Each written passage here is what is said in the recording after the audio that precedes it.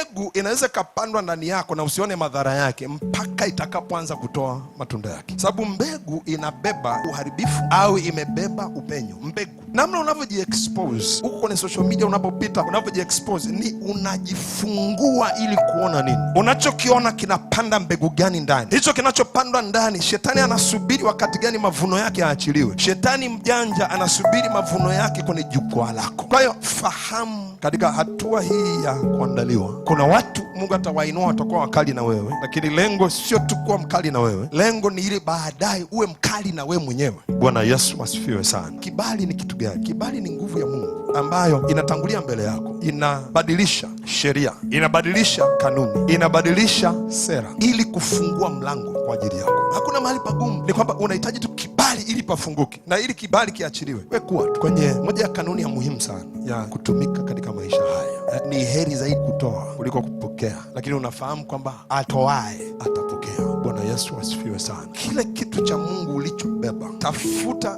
namna ya kukitoa. Usitafute kilipiwe, we kitoe. Nasema karama ni kama kipawa au ni kama kito mikononi mwake yeye aliye nacho. Na niseme hivi, ili uweze kujitiisha lazima ujifunze kutii. Ukishazoezwa nidhamu, ni rahisi kujinidhamisha. Bwana Yesu apewe sifa.